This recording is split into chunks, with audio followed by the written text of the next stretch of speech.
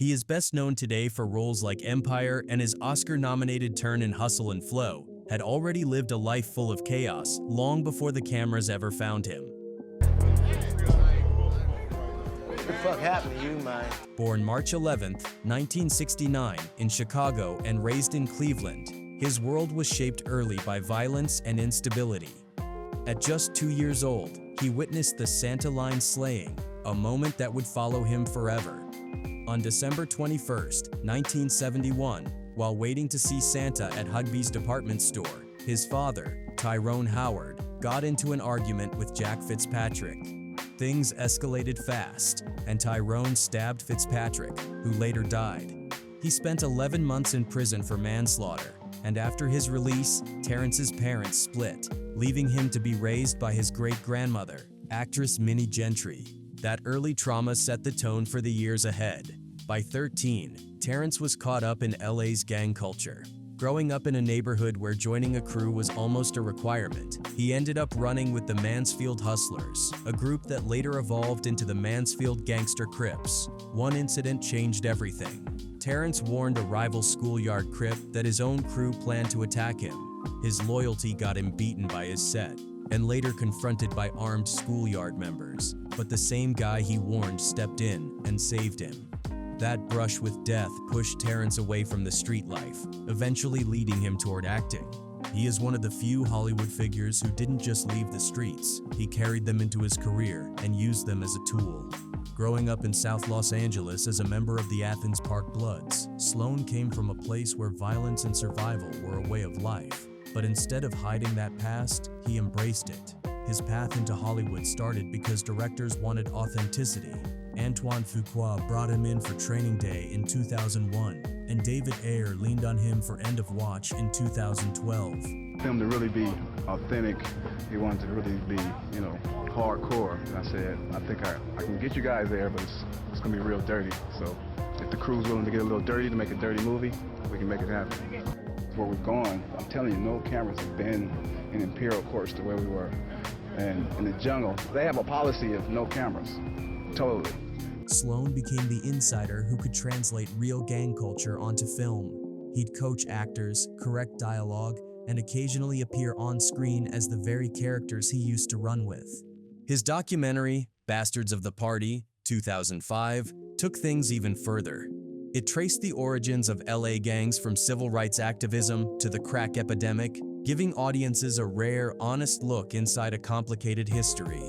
But Sloan's past wasn't something he could run from. In 2015, during a confrontation on the set of Straight Outta Compton, he was run over by Suge Knight, a moment that nearly cost him his life. Despite everything, Sloan has spent years trying to reduce the same violence he grew up around. He helped push for peace during the 1992 LA riots and later founded Active, a nonprofit focused on steering gang members toward better opportunities. He is known for his legendary sketches on Chappelle's Show and his role on Black Jesus. Lived a life that was far from comedy in his early years. Long before Hollywood, he was a kid on Long Island trying to navigate a world without his father and with his mother struggling to hold the family together. When his parents split and his father passed away, Charlie became the man of the house at just 10 years old. That pressure, mixed with the chaos around him, pushed him toward the local youth scene. Soon enough, he was part of the King Python's gang, where he earned the nickname Lil Boss, hinting at the leadership he would later show in his career. Because my brother said, if I was walking down the street and I see Miss Jenkins right now, I'd punch her in the face. My brother was in all the gangs. But the streets eventually caught up with him. As a teenager, Charlie got arrested for armed robbery and spent 10 months in jail. That stretch behind bars became the wake-up call he needed. Determined not to waste his life, he enlisted in the U.S. Navy at 18. The discipline and structure changed him, giving him a new outlook and a sense of direction. After serving 6 years, he returned home to find his younger brother Eddie already becoming a superstar. Charlie worked as Eddie's security for a while, but quickly realized he wanted his own lane. "I'm a general," he once said. "I like being out front." That mindset pushed him into writing and acting, eventually leading to iconic comedic moments that made him a star in his own right. Charlie passed away in 2017 at age 57, but his legacy remains powerful. You might know him from Touched by an Angel, Wild and Crazy Kids, Hangin' with Mr. Cooper, Smart Guy, and Playmakers. He also made noise on the big screen with Ghost Dad and especially Baby Boy, where his role as Sweet Pea earned him real respect. And yes, he really is the younger brother of Oscar winner Cuba Gooding Jr. From 1990 to 1992, he was even one of the original hosts of Nickelodeon's Wild and Crazy Kids. He was always a baby. Baby doo-doo. Yeah, baby doo-doo. That was his nickname, baby doo-doo. I got to fill a diaper. Now, if you ever wondered how Omar made Sweet Pea feel so authentic, it wasn't just acting chops, he drew from real life. Growing up, Omar had brushes with gang culture and even considered becoming a gangster rapper. He linked up with CBO, the Sacramento legend affiliated with Tupac and Young Buck, who gave him guidance. In a Vlad TV interview, Omar shared a story that sounded like a movie scene. He and his best friend had gone to a house party, nothing unusual, until a younger gang showed up trying to flex. Tension blew up fast, bottles flying, people scrambling, chaos everywhere. While Omar dove to the ground to avoid the glass, he suddenly heard, "I got him." When he looked to his side, his heart dropped. His best friend was lying still, bleeding from the head after being shot. They just surrounded us and then separated us. And still, no one threw a punch. They started throwing bottles. And then I hear, "Oh my God, I got him, I got him." And I look over, my best friend's on the floor, motionless. By some miracle, his friend survived. And as for payback, Omar says they left it alone. But life handled it anyway. One of the shooters later died. Another got arrested. Omar also admitted to having loose ties with some Crip sets around Crenshaw and Compton. And he was even arrested in 1995 for carrying loaded, allegedly stolen guns. Today, Will Smith is one of Hollywood's most beloved stars, the guy with blockbuster movies, a classic sitcom, and a career most actors dream about. But before the fame, Will grew up in a rough part of Philadelphia where violence, drugs, and gangs were everyday reality. Shootings, stabbings, and robberies weren't shocking. They were just part of the environment. I've been called by the cops in Philly on more than 10 occasions. In the middle of all this, young Will got pulled into gang life. He joined a crew called the Vultures, which had ties to the Philadelphia Black Mafia, one of the city's most feared organizations. With them, Will started selling drugs, carrying guns, and getting into all kinds of dangerous situations. During one gang conflict, he was even shot in the leg. "I was a gangbanger before I had puberty. I was doing things that could have gotten me killed or put me in jail for the rest of my life," he admitted later. Everything shifted when he crossed paths with Benny Medina, a music producer who had climbed out of a similar background. Medina had a concept for a TV show based on his own life. A street kid who moves in with wealthy relatives in Beverly Hills. He saw something special in Will and urged him to audition.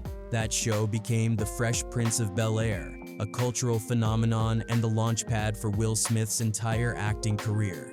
It pulled him out of the streets and into a future no one could have predicted, transforming him into one of entertainment's most iconic figures.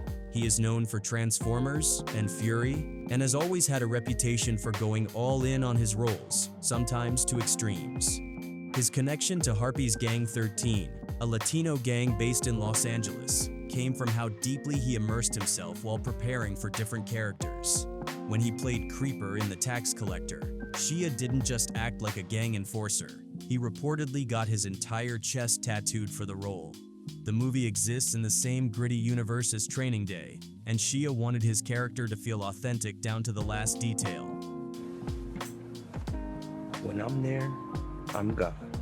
Outside of acting, Shia has also had a long history of real-life turbulence. His rap sheet includes multiple arrests over the years, fights, disorderly conduct, public intoxication, and even run-ins related to traffic incidents. One of the most publicized moments came in June 2014, when he was arrested during a Broadway performance for disruptive behavior. Theatergoers in New York City were caught by surprise when actor Shia LaBeouf allegedly disrupted a performance.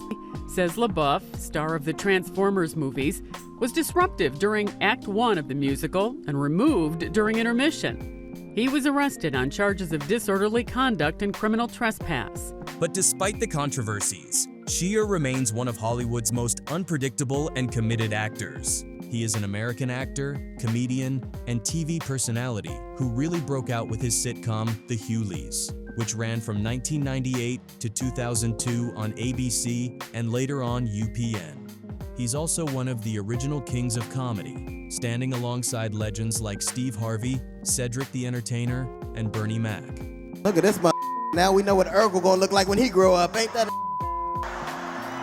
looking like Roz from What's Happening. You don't around and shoot the wrong. But long before he became a household name, Hughley's life was anything but funny. As a teenager, he got deeply involved with one of America's most notorious gangs, the Bloods. His gang ties weren't just for show, they had real consequences. Hughley ended up getting kicked out of high school because of his involvement. In a candid interview with DJ Vlad, he explained how it all started. He was young, searching for acceptance, and the gang embraced him when he felt like he didn't fit in anywhere else. Even though he doesn't glorify that part of his life, Hughley admits it shaped his worldview in ways he still carries today. What's interesting is the respect he still holds for the people he once ran with, not for the violence, but for the sense of identity and masculinity they represented during a confusing time in his life. But everything shifted when tragedy hit. Hughley's cousin was killed by members of the same gang, and to make things worse, they wouldn't even let him attend the funeral. That was the moment he realized he needed out. He was one of my favorite cousins, and when he died, they wouldn't let me go to the funeral, which I didn't understand. But Bloods had killed my cousin, so. But it was at that point I realized that I knew I didn't have it in me to take human life, and it just seemed brutal to me. From there, Hughley completely reinvented himself, choosing comedy over chaos and building the successful career his fans now know and appreciate. It might sound surprising to see Michael Jackson's name anywhere near gang culture, but over the years, there have been some interesting signs hinting at a quiet connection to the Crips. One of the most talked about examples is his posthumously released track, Blue Gangsta. The title alone raises eyebrows, especially since the Crips are famously associated with the color blue. In the song, Michael even refers to himself as a blue gangsta, which only adds to the speculation. Another detail people point to is the music video for The Way You Make Me Feel. In one scene, Michael is surrounded by real Crip members, and the respect he commands is almost instant. We actually used real gang members in the video. We had the B-13s down here on this corner, and the Crips on this corner. Fans have also noticed that during multiple performances, including a Grammy appearance, he wore blue outfits heavily, something that became a recurring theme. But as Michael grew older, it seemed like he wanted to distance himself from any gang symbolism. In his song, I'm So Blue, he talks about wanting to be set free from the blue, which some interpret as him stepping away from that association. And the truth is, Michael was always a champion for peace. His childhood in Gary, Indiana exposed him to violence early on, and he often used his platform to speak against it. Beat It is the perfect example. A message begging young people to avoid gang fights and choose peace over street drama.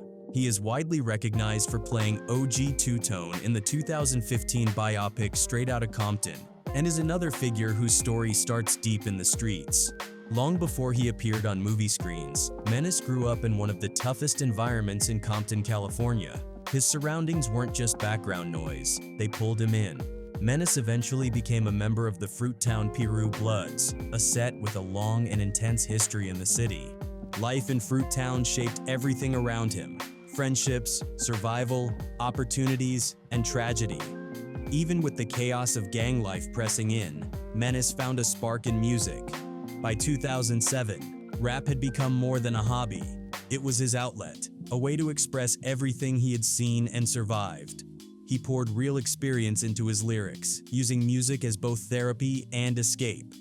From what you know, out of 100%, what would you say you've come across real rappers versus fake rappers? Probably like 30%. 30% real? Yeah, 30%. But walking away from the streets wasn't simple.